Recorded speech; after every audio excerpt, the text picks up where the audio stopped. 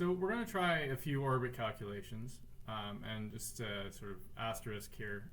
A lot of this is an oversimplification. There are some details that we're going to have to sort of skim over because they would require calculus in order to correct, and I mean, we just don't have those tools.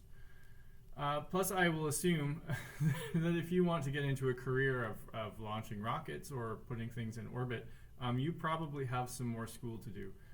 So you'll be able to figure all that stuff out then.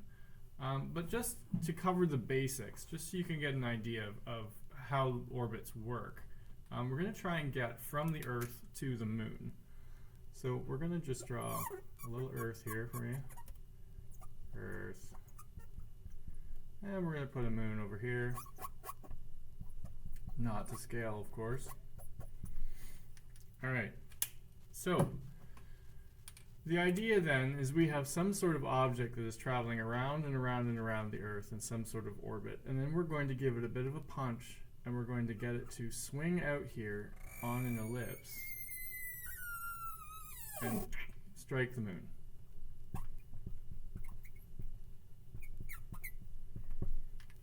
Okay, now if you can see, that is the bottom half of an elliptical orbit.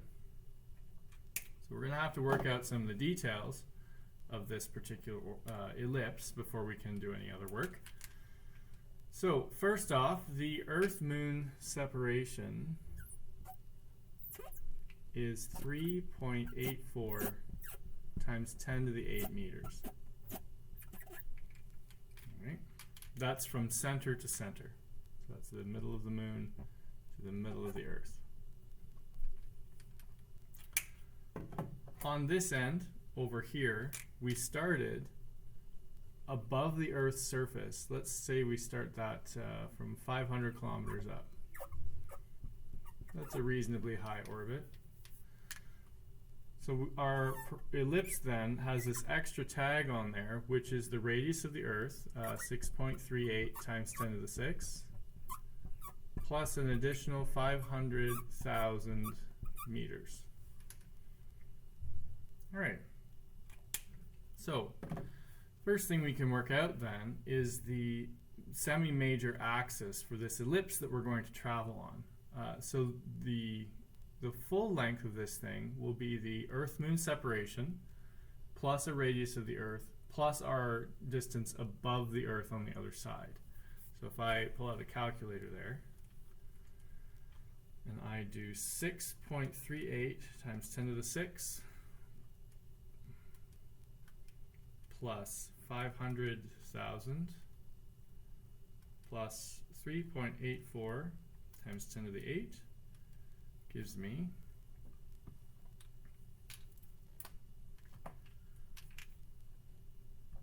3.9088 times 10 to the 8. So this number plus this number plus this number gives me this. And you can see that all this, like Earth's radius plus the 500 kilometers, is only affecting the second digit. So this Earth's radius is only like 10% of the distance between the Earth and the Moon, because it's quite far away. All right, so with that number there, that is the full width of the ellipse, and the characteristic we need for defining that ellipse is only the semi-major axis. So that thing there, that full distance, is twice the semi-major axis. So if I divide this by 2, I get 1.9544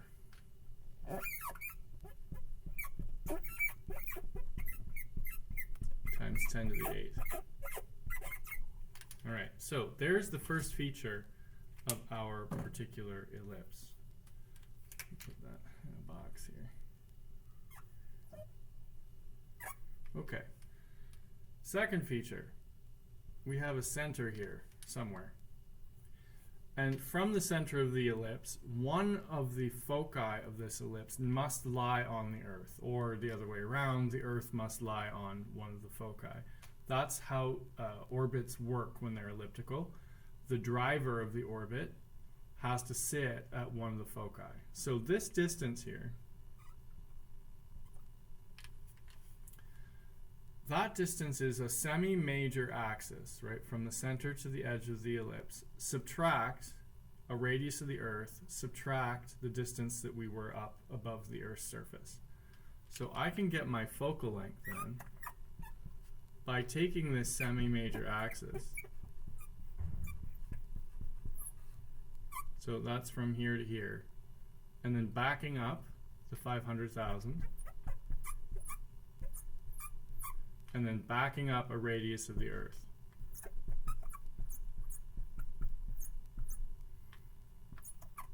Okay, and that's going to give us minus 500,000. Subtract 6.38 times 10 to the 6. So 1.8856.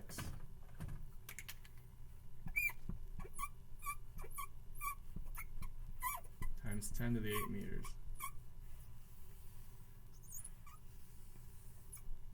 All right.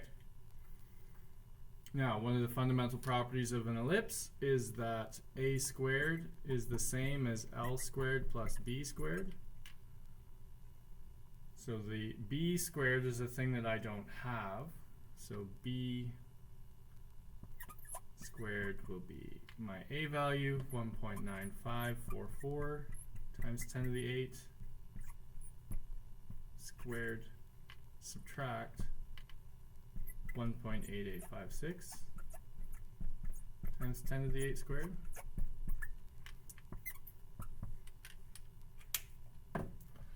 So 1.9544 squared, subtract 1.8856 squared gives me 2.64 times 10 to the 7. I'm going to have to square root that.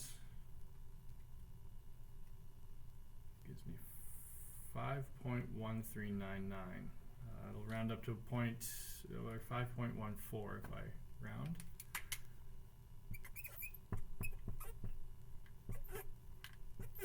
Times 10 to the 7 meters. Okay. So I could write the equation of this ellipse then. It would be x divided by my semi-major axis, which is 1.9544 times 10 to the 8 squared. And I can write the y part. Semi-minor axis is 5.14 times 10 to the 8 squared equals 1. So there's the path of my orbit.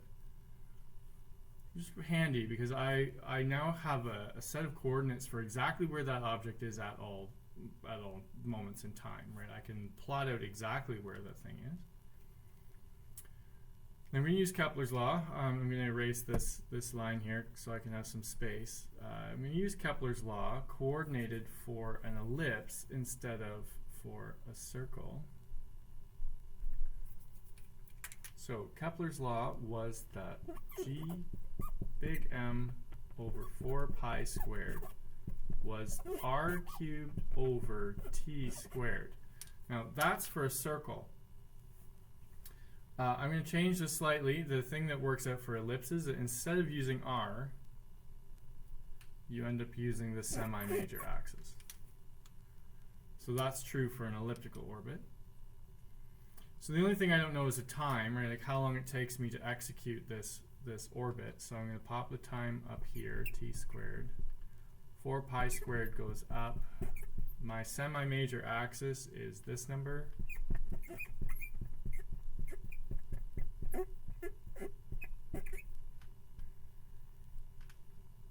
And GM comes down, 6.67 times 10 to the minus 11, and 5.98 times 10 to the 24.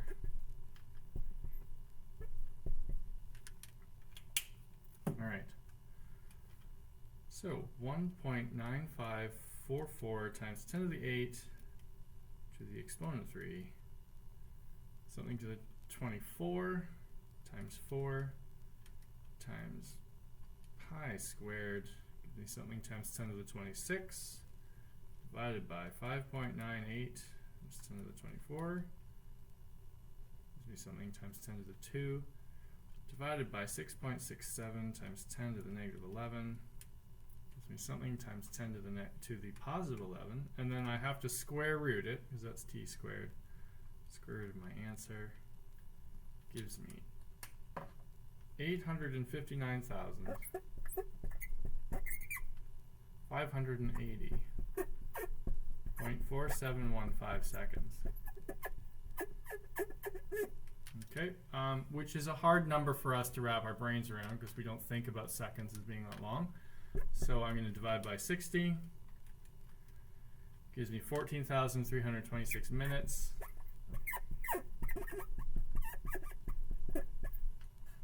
Divided by 60. Gives me 238.77 hours.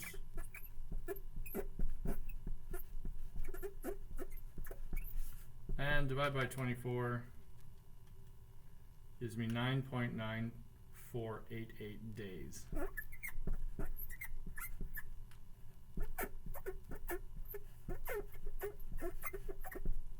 All right. So that is the period for a full orbit. Now, of course, that's not going to happen because we're going to hit the moon halfway through. So the time to get out there, time there, would be half of this.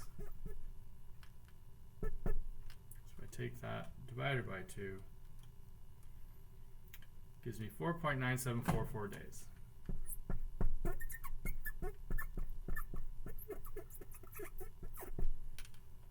So that's a long time.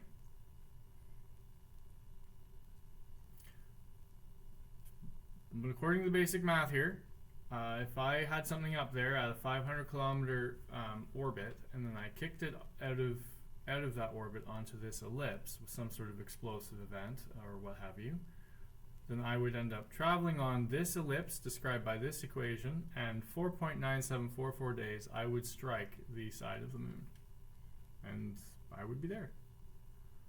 So that's encouraging. Okay, so question then is, how fast do I have to be going in order to pull this off? Well, this can be a bit challenging to do.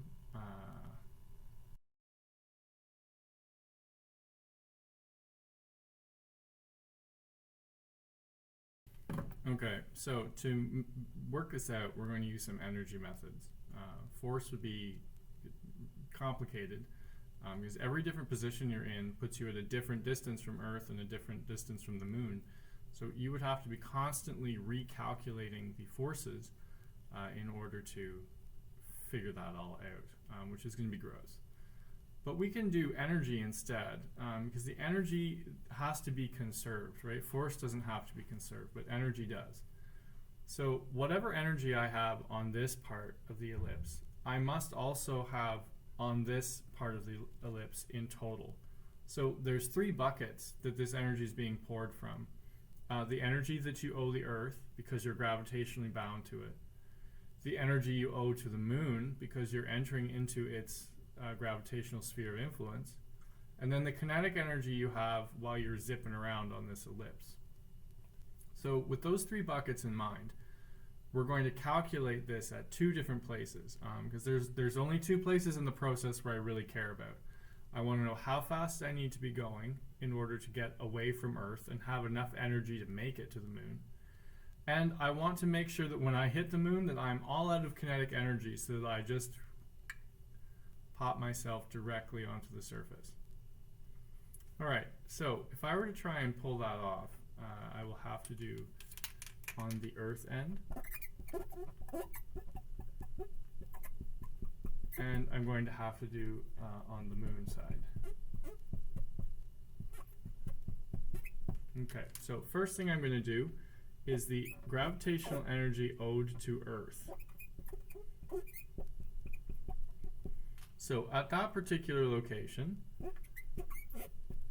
I'd have negative g m over r G is always 6.67 times 10 to the negative 11. I'm only worried about the energy owed to Earth right now, so I will use Earth's mass. We're going to use the mass of the craft, leave it undefined.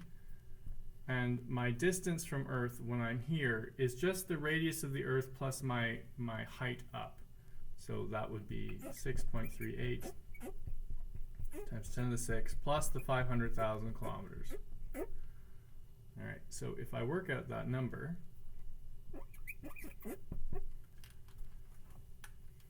6.67 times 10 to the negative 11 multiplied by 5.98 times 10 to the 24 divided by 6.38 times 10 to the 6 plus 500,000 gives me 5 point, well, let's write this all out. 57974709.3 joules per kilogram, because I left this mass undefined. All right, same side, I'm going to find out how much energy I owe to the moon. So to do that, it'll be a gravitational energy calculation, so I'm using this equation. G is still 6.67 times 10 to the minus 11. The m involved now is the mass of the moon, which I have written down here somewhere.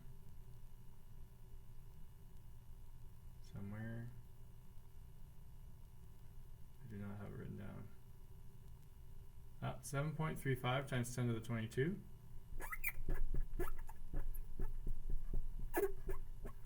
Then there's the mass of the craft.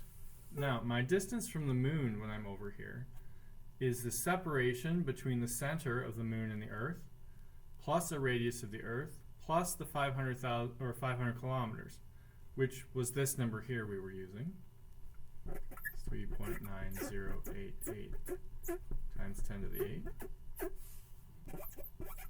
Okay.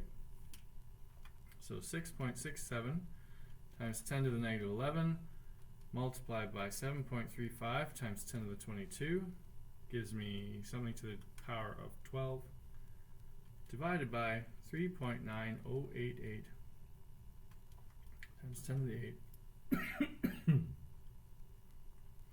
which gives me 12,542.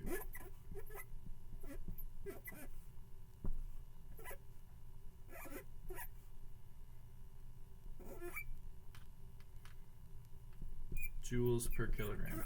Again, because I left this mass undefined.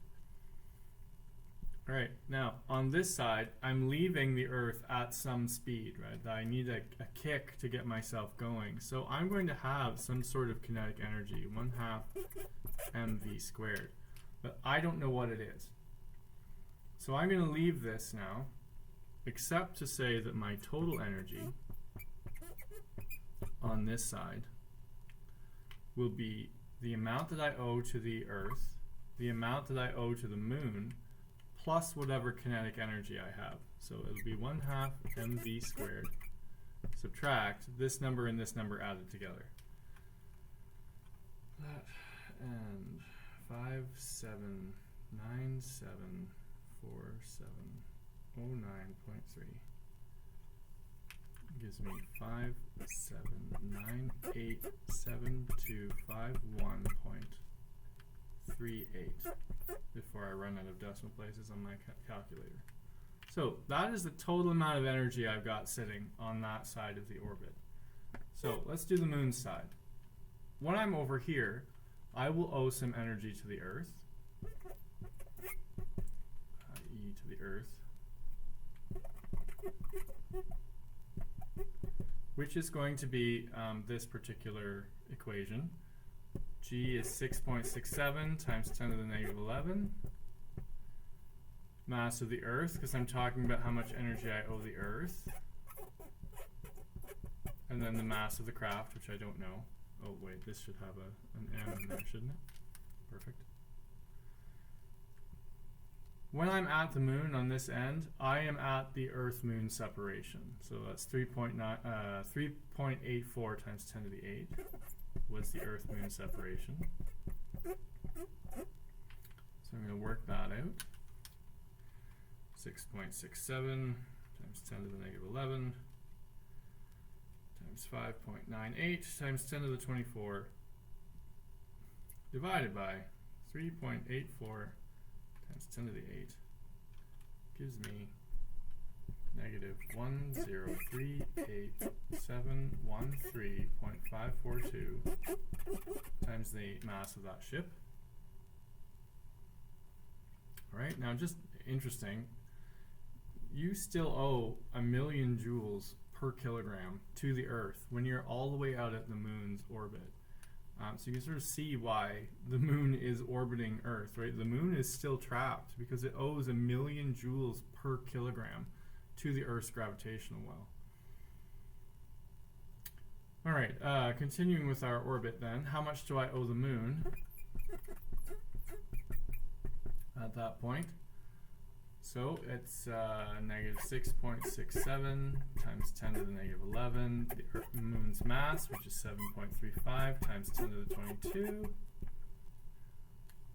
And when you're striking the moon right there, your distance from the moon will be the moon's radius, which I have neglected to put on here. So pardon me while I quickly look that up.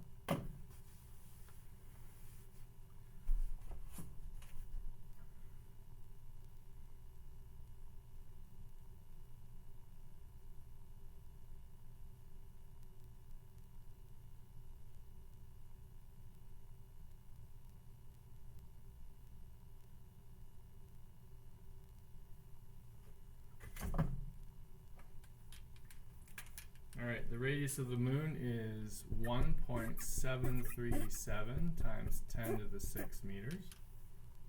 Yep. Okay, so if I work out that energy,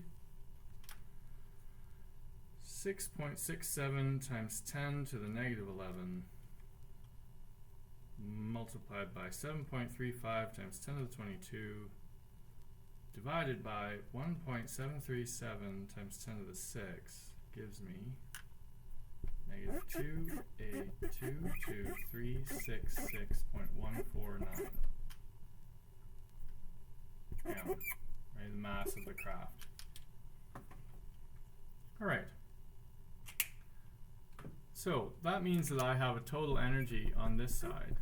Oh, hang on a minute. If I'm going to strike the moon and not die, I would like to do that at 0 velocity. That'd be good for me. So if we were to put in 0 for our kinetic energy on this side, because I don't want to die, then my total will just be these two numbers added together. So that and 1038713.542 gives me negative 3861079.691 multiplied by m. Okay, so I know the total energy on the left side, except it's got this pesky v in there. And I know the total energy on the right side with no extra variables. So what's going to let me get away with, or what's going to let me calculate this speed, is the fact that the energy has to match on all parts of this particular ellipse.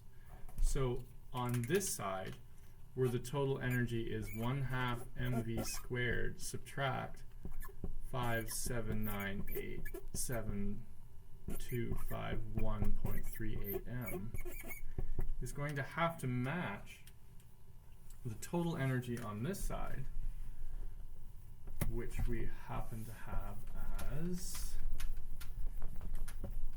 this number here, negative 3861079.691 multiplied by the mass of the ship. And as always seems to happen, the mass here divides out the mass in all of these positions. So if I can clean myself some space here, If I kick this number over, I end up with 1/2 p squared is negative 3861079.691 plus 57987251.38, which is handy because this number is bigger than this one. So I'm going to get a positive, which means I'm going to be able to square root this when I'm done. So that number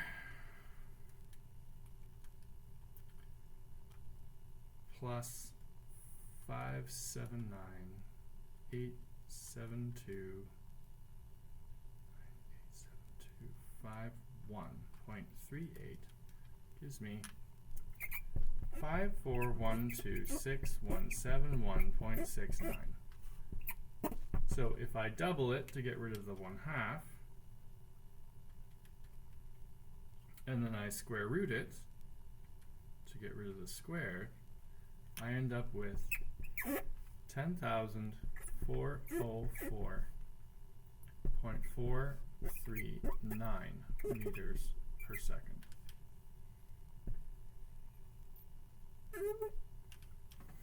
Okay, so if you could get some sort of object orbiting the Earth at 500 kilometers above the surface, and you could get its speed suddenly to kick up to 10,404 meters per second, however you're going to do that, then you would have put it with enough energy and in the right trajectory so that it would travel on an elliptical orbit that we had described up here, taking approximately 4.97 days to get there, and it would have precisely enough energy to reach the moon and settle on its surface because it had run out of energy for kinetic. Well, that's kind of neat. Something that will convince you that this number is correct. It is very high. Good. So any orbital mechanics question needs to have a very high launch velocity. But do you notice that it is under the 11 kilometers per second number that would allow you to completely escape Earth's orbit? So because this number is less than the escape velocity, it is bound on this elliptical orbit if the moon weren't in the way. So you can use that as a gauge, right? If you're using Earth as the thing you're orbiting, then your launches from Earth should not be greater than escape velocity. Okay. Good. So I'm going to clear this off, and then we're going to talk about where you'd have to be in order to get into the orbit around the moon, and then we're going to try and repeat this whole calculation again for an actual orbit launched from Earth and then not slam into the satellite.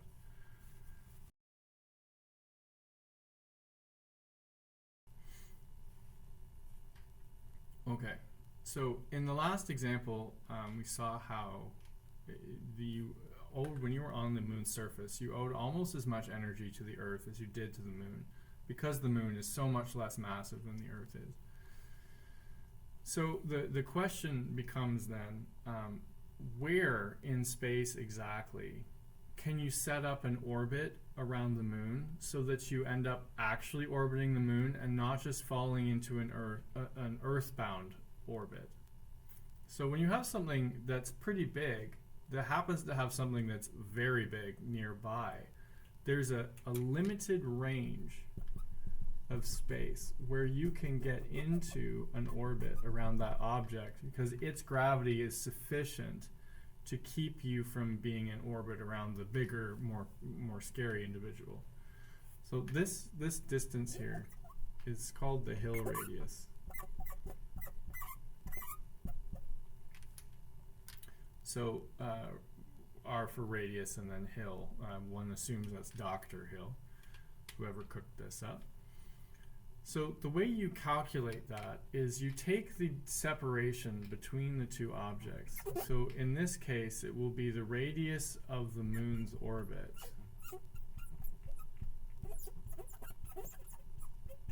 And we're going to multiply it by some fraction. So this radius here is some fraction of the separation between the Earth and the moon. The way you get that fraction is you cube root the ratio between the moon's mass and the Earth's mass.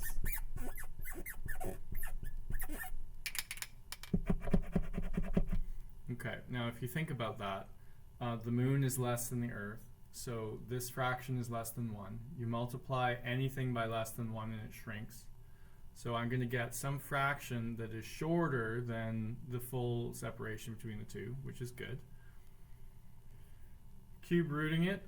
Well, why a cube root? Well, if you think about Kepler's law had an r cubed in it, right? This was cubed. So if r cubed and then a bunch of stuff in here, if you were to try and reduce this, this would bear a cube root on it. So that kind of makes sense.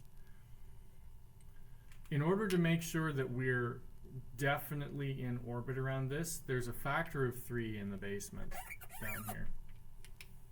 So without that factor of 3, it's called the moon's sphere of influence. So it's sort of the ratio where the moon starts to be more important. Putting a 3 in there shrinks it a little bit, so you can be certain that you're actually going to orbit within that sphere. So the first thing we're going to calculate then is we're going to calculate the Hill radius for the moon using this little structure. So r Hill for the moon would be the separation between the Earth and the moon, which is 3.84 times 10 to the 8. I'm going to cube root the moon's mass, which is 7.35 times 10 to the 22. And that would be 3 times the mass of the Earth, which is 5.98 times 10 to the 24. Okay, so this would be 3.84 times 10 to the 8. And I'm going to actually work out this cube root here.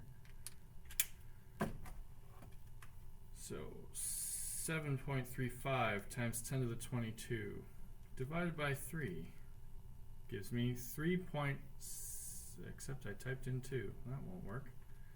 7.35 times 10 to the 22 divided by 3 gives me 2.45 times 10 to the 22. Divided by 5.98 times 10 to the 24, which is the Earth's mass, I get 0.004096. Okay, good. I need to cube root that then. So raise this to the exponent. 1 divided by 3 gives me 0.16. So the Hill radius then is going to end up being 16% of the distance between the Earth and the moon. So if I actually calculate that, times 3.84 times 10 to the 8, gives me 6.14. All my digits are in 2 decimals, so I'm just going to round to that.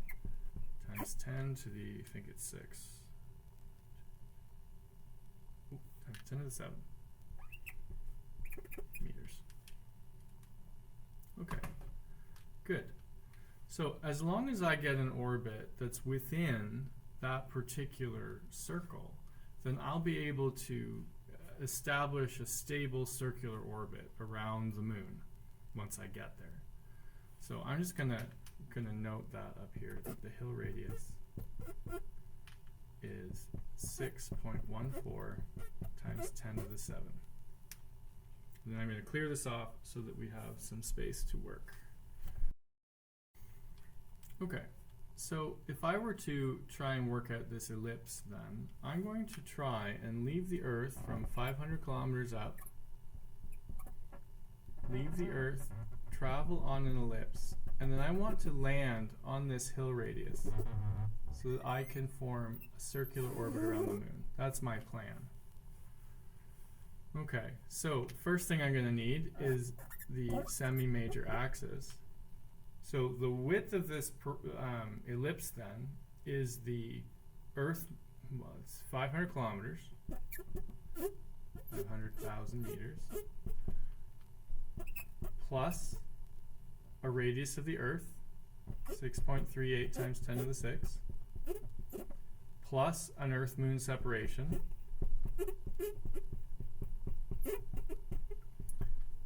plus this hill radius to get up to this particular height. Now, I could have picked any radius to orbit the moon that I liked as long as it was less than this number.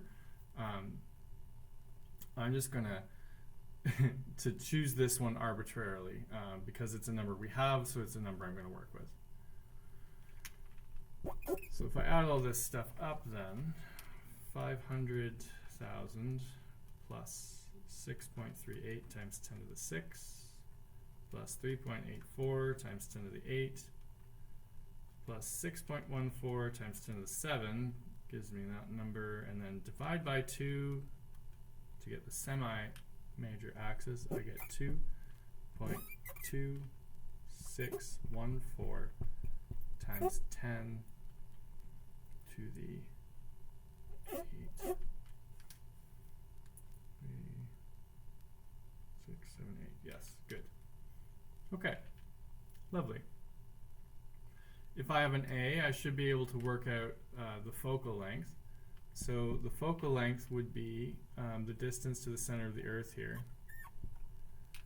So that distance from the center to the edge would be this number, subtract the radius of the Earth, 6.38 times 10 to the 6, and then subtract that 500,000. Gives me 2.1926 times 10 to the 8. And of course we can get the b value from the Pythagorean relationship. So b squared would be a squared subtract l squared. 2.2614 squared subtract 2.1926 squared equals, and then square root that answer. Gives me 5.536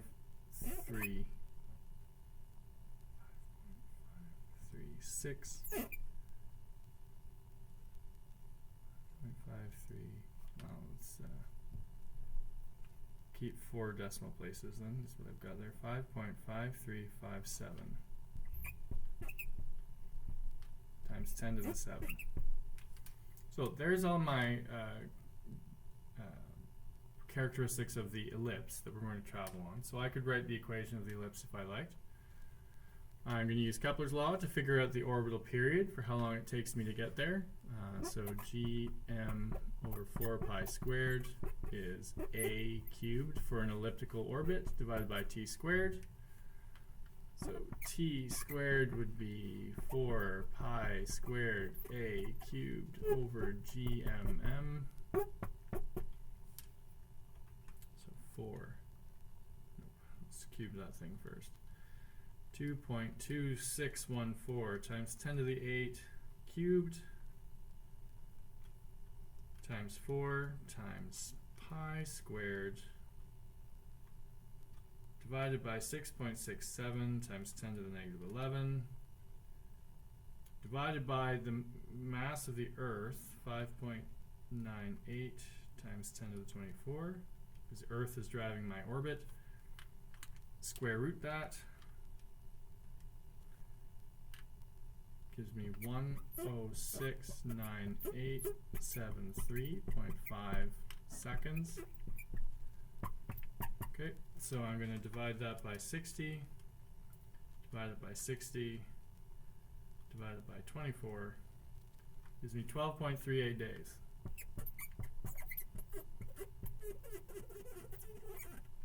Okay, now that's the time for a full orbit. So the time for a half path, right, the time from here to there is 6.19 days. Now that's an encouraging result. It should be a little longer than the orbit we just did because we've gone farther. Alright, so that's how we're going to get there. Now we have to deal with some energies in order to make this orbit work. So I'm going to have to clear this off to do some calculations.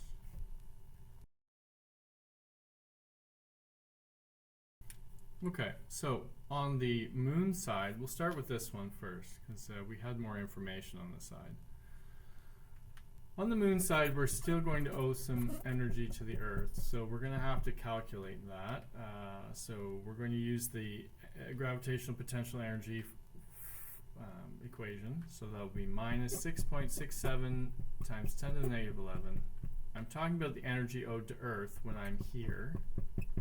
So I'll be using Earth's mass, and then the craft's mass.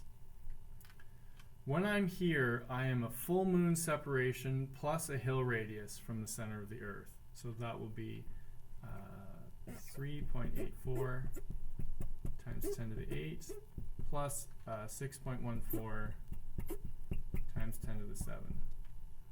So that gives me a grand total of 11 times 5.98 times 10 to the 24 divided by 3.84 to the exponent 8 plus 6.14 to the exponent 7 and bracket gives me negative 895523.1253 m.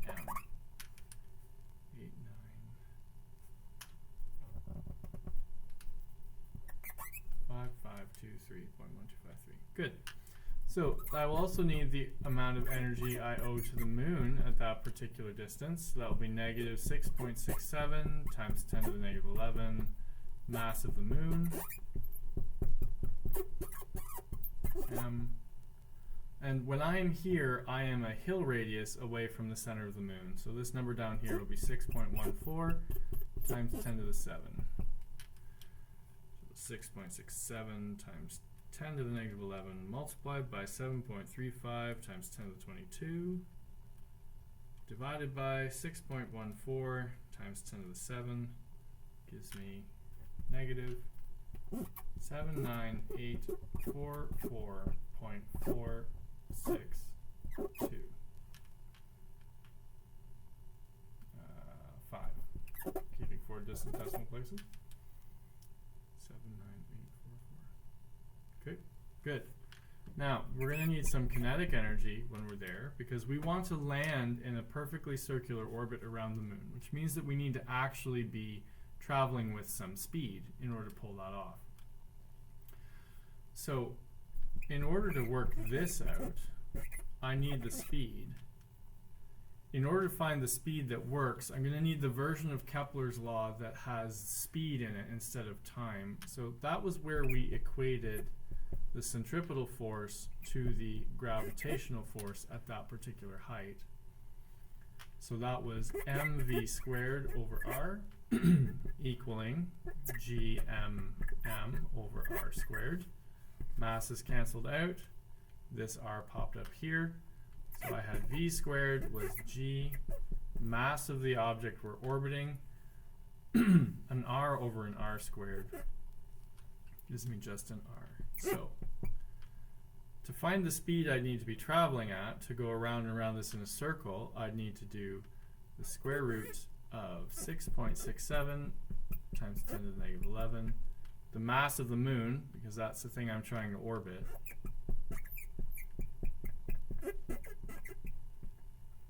divided by the radius of the orbit I'm trying to accomplish, which is 6.14 times 10 to the 7. So let's work that out. 6.67 times 10 to the negative 11 times 7.35 times 10 to the 22 divided by 6.14 times 10 to the 7, and then square root that answer gives me 282.5676 meters per second.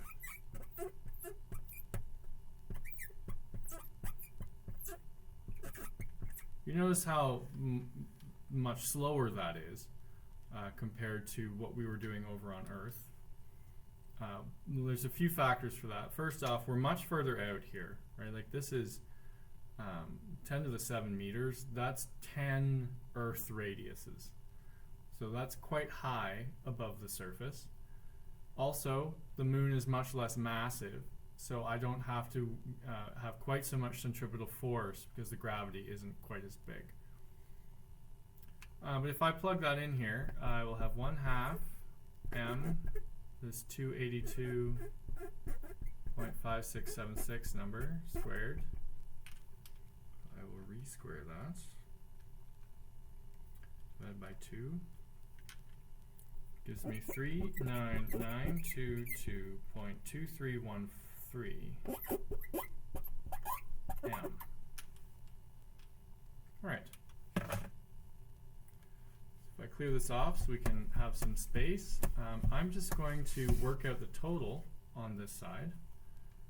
So the total over here would be this number and this number and this number all added together. So that's going to be 39922.23313 subtract 79844.4625 subtract 895523.1253, which gives me negative 445.3565 m. So it's that much energy per kilogram. All right. We're going to have to repeat this entire process over on the Earth side. So I need to know how much energy I owe to the Earth. Earth, which will be negative 6.67 times 10 to the negative 11. Earth's mass times 10 to the 24. And when I'm on this side of the orbit, I am an Earth's orbit up, or sorry, an Earth's radius up, plus an additional 500 kilometers. 1,000. Which gives me a value of 6.67 times 10 to the negative 11. That's 5.98 times 10 to the 24, divided by 6.38 times 10 to the 6. Plus an additional 500,000. Gives me negative 579740709.3. That number is familiar, which is encouraging. I also owe the moon some gravitational potential energy when I'm over there. So negative 6.67 times 10 to the minus 11 here. You're going to find at some point in the night, at about 3 o'clock in the morning, you sit bolt upright in bed, screaming 6.67 times 10 to the negative 11 because you've written this constant so many frickin' times over the past 4 days. But that's the fun of studying physics. It's the energy we owe the moon. We need the moon's mass here, 7.35 times 10 to the 22 m. When you are here, you are an Earth-Moon separation plus an Earth radius plus 500,000 from the center of the moon. Right? An Earth-Moon separation plus a radius of the Earth plus the 500 kilometers. So I work that out, 3.84 is 10 to the 8. Plus 6.38 times 10 to the 6 plus 500,000 gives me 3.9088 times 10 to the 8, which is good. We've had that number before. Put that in the denominator. Times 6.67 times 10 to the negative 11 times 7.35 times 10 to the 22 gives me negative 12542.0845. Again, that number seems familiar as well. I think we had that in the last orbit calculation. And then we have this thing. The kinetic energy on this side is 1/2 mass of the ship multiplied by its speed squared. And I don't know what that speed has to be because that's the point.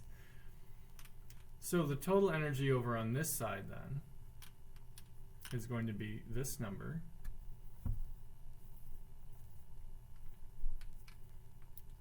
E total will be whatever 1/2 of mv squared is. And then these two numbers added together.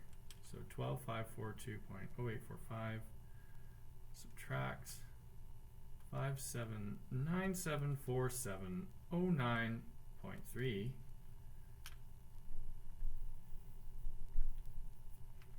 This be 1/2 mv squared subtract 5798721.38.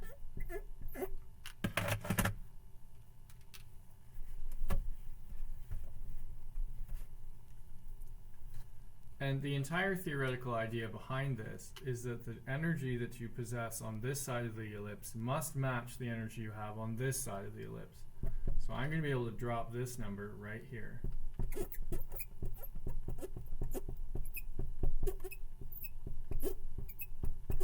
And watch in awe as all the m's divide out. Kick this number to the other side.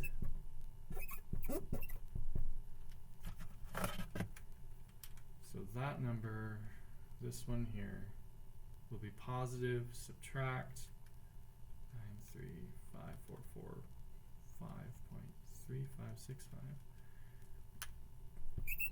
57051.806.03. Double it to get rid of the half, and then square root it to get rid of the square. Gives me 10,681.92923 meters per second, which again is encouraging because it's underneath the escape velocity of the Earth. Now, hopefully you can go back and you can take a look at the last orbit calculation, and you'll find that this number is slightly larger than the number we had before, not only because you had to go further out, but also because you had to have some kinetic energy left over in order to get around and around and around in that orbit. All right, so when you get to the problem sets, there's a question about an asteroid and its little moon friend, and it's going to ask you to run through this calculation from top to bottom. It does ask you to do it in pieces, so I didn't just hand you two objects and ask you to work out the orbits, but you could.